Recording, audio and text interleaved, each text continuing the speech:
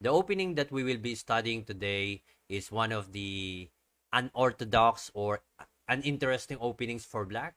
This is called Hippo or Hippopotamus opening, where the pawns of black would stay temporarily here on the 6th rank and the minor pieces would just rest here on the 7th rank.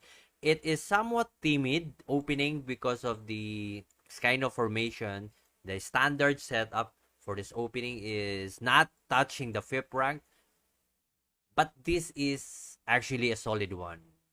Difficult to break, difficult to penetrate opening. If you are white playing against this kind of opening, it seems like you are facing a huge wall that needs to be what? Demolished or destroyed.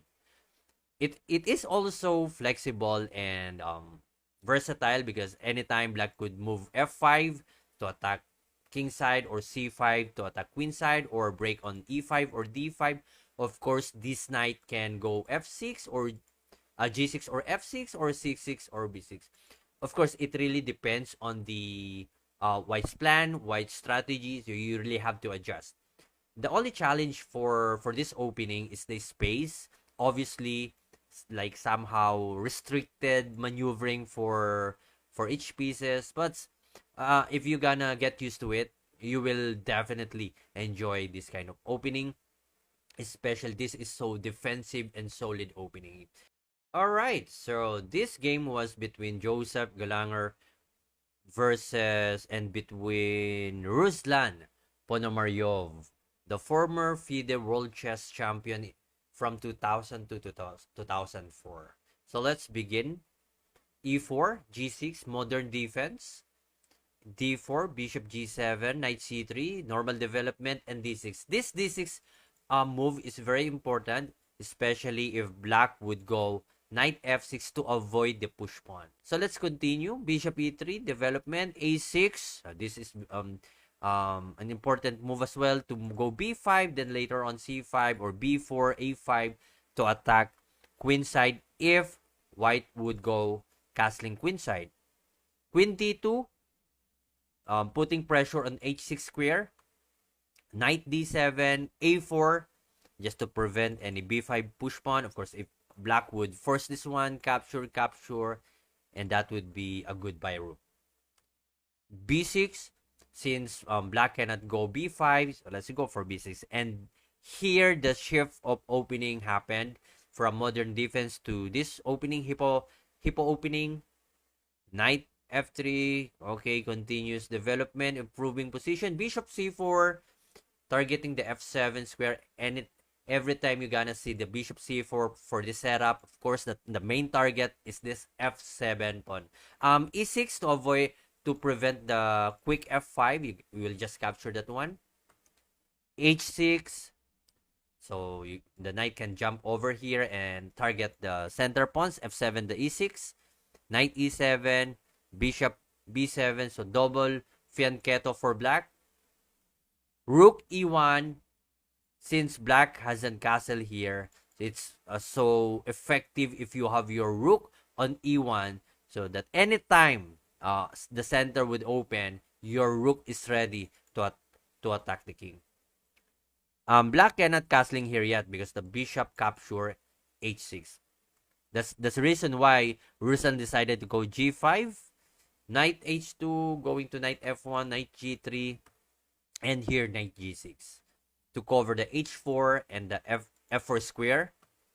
Knight F1, Knight F6, maneuvering the pieces to its good squares, active squares. Knight G3, and now castling. You cannot play this opening without you doing any kind of castling unless your king is safe in the center. If not, you have to castling king side or queen side. Bishop D3, since the bishop here has no it has no job. It's like the job is finished. Let's go Bishop D3, targeting the H7. This long diagonal going to H7 square. C5. Black had no way to find a quick attack here or any way to break the king side.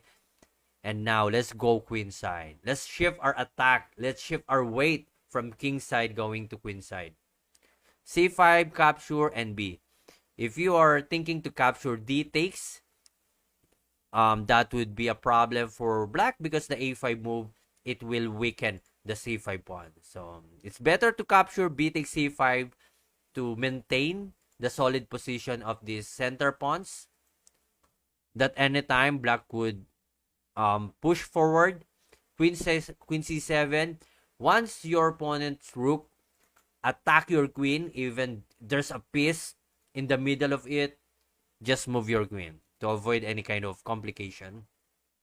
Queen e2, d5, targeting to go d4 for a double attack. Then white captures. Same thing though. Either bishop or knight has to move to avoid the fork. Bishop c1, not bishop d2. You don't want to block your rook. So bishop c1 is the most sensible move for white here. Rook e8 attacking the queen, capture. Knight h4 here. Why knight h4?